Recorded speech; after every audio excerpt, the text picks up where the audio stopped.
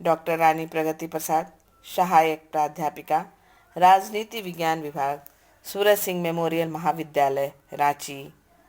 आज मैं MA semester 2 के छात्र छात्राओं को भारत की विदेश नीति के प्रमुख सिद्धांत की चर्चा जो पिछले सत्र में की थी का कुछ भाग रह गया था, उसे मैं आज पूरा करने जा रही हूँ। प्रिय छात्र छात्राएं, आज का नेक्स्ट पॉइंट है पंचशील। पंडित नेहरू ने भारत की विदेश नीति को सुदृढ़ आधार प्रदान करने के लिए पंचशील का सिद्धांत का प्रतिपादन किया है, जिसके 5 प्रमुख सिद्धांत थे।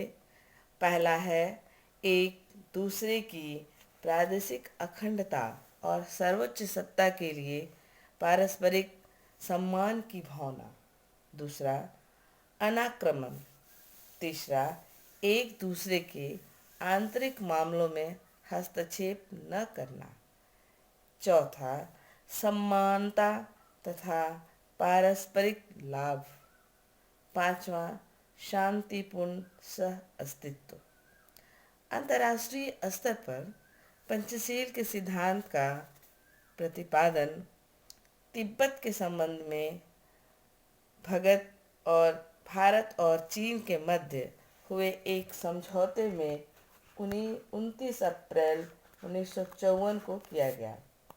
28 जून 1954 को चीन के प्रधानमंत्री चाओ एन लाई तथा भारत के प्रधानमंत्री पंडित नेहरू ने पंचशील में अपना विश्वास दोहराया।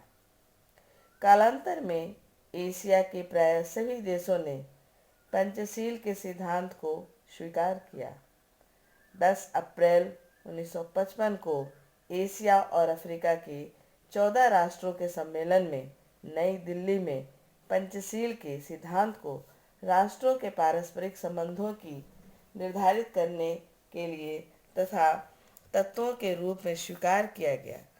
अप्रैल सन 1955 में बांडुक सम्मेलन में इस पंचशील के सिद्धांत को पुनः विस्तृत रूप दिया गया।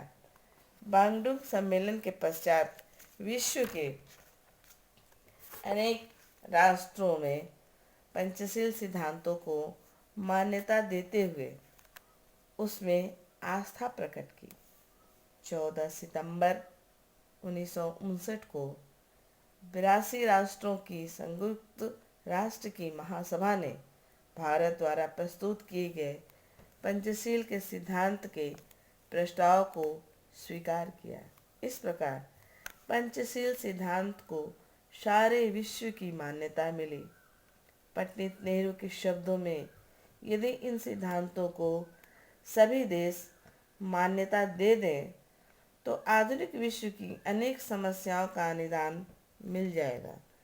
पंचशील सिद्धांत की प्रशंसा करते हुए श्री परदेशी ने कहा था कि इस पंचसूत्रीय सिद्धांत ने शीत युद्ध के कोहरे को हटा दिया और विश्व जनता ने शांति की सांस ली।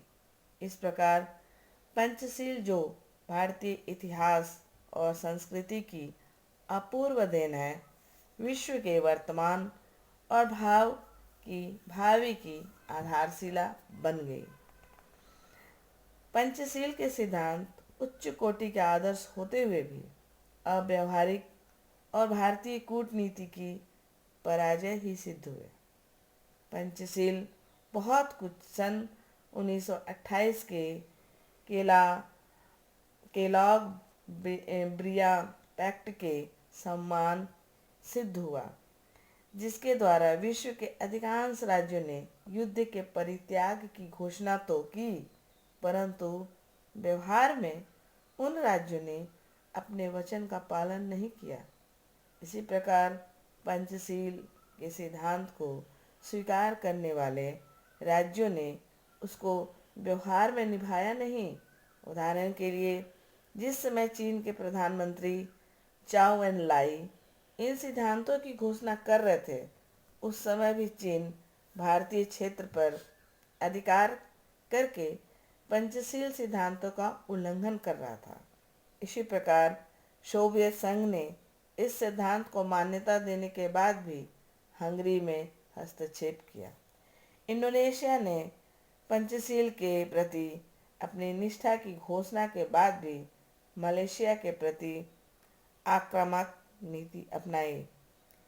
इस प्रकार कहा जा सकता है कि पंचशील एक भ्रांति रहा।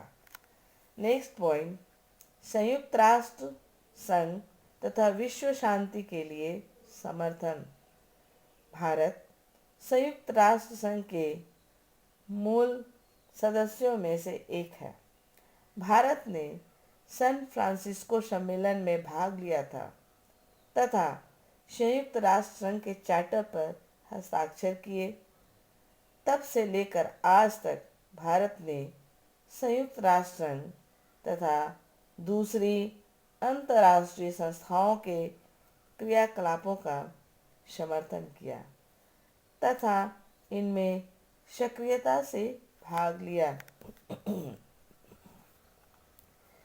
नेक्स्ट पॉइंट है,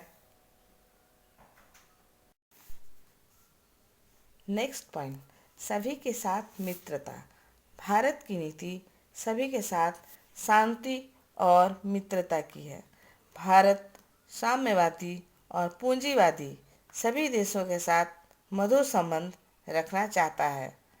भारत ने पड़ोसी देशों के साथ भी मित्रता की नीति अपनाई है। भारत पाकिस्तान से मित्रतापूर्ण संबंध रखने के लिए अनेक बार वार्ताएं की।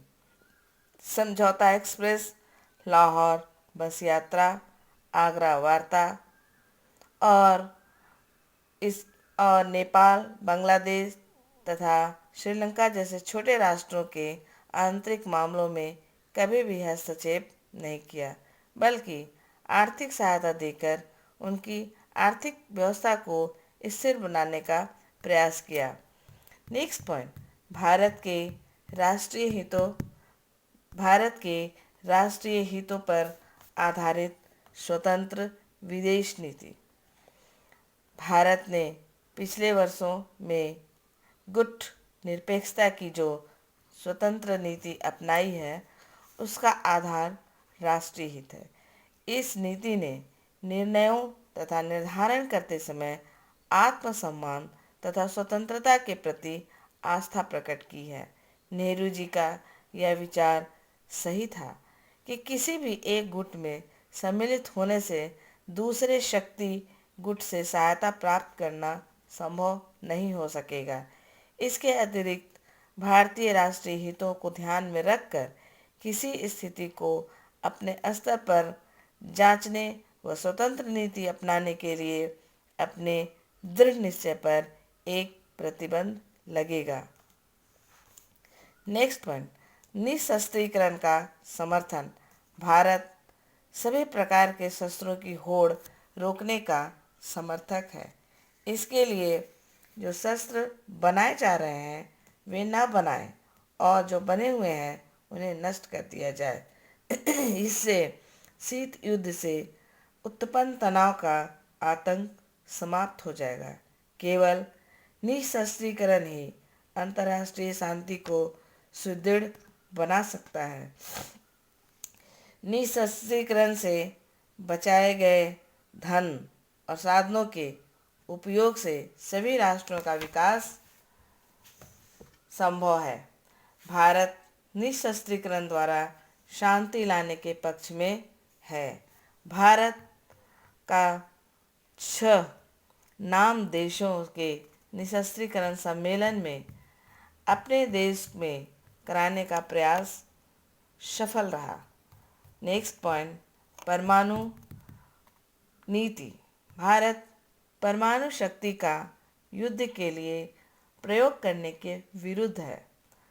भारत पाकिस्तान की परमाणु नीति जो यूरोपियन और शस्त्र नीति का अनुसरण कर रही है का विरोधी है।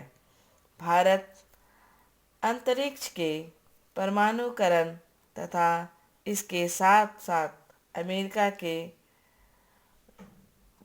स्टार वार का विरोधी है। भारत परमाणु अप्रसार संधि का विरोधी है क्योंकि वह पक्षपात पर आधारित है। नेक्स्ट पॉइंट, और अंत में सार्क से सहयोग दक्षिणी एशियाई राष्ट्रों के साथ भाईचारे के संबंधों को विकास कराने के लिए भारत ने सार्क की स्थापना में सहयोग दिया है। सार्क में भारत, नेपाल, श्रीलंका, बांग्लादेश, भूटान तथा मालदीव राज्य सम्मिलित हैं। इसकी पहली बैठक ढाका में 1985 के सितंबर माह के प्रथम सप्ताह में हुई थी। इन सब सिद्धांतों को भारत ने अपनी विदेश नीति में अपनाया।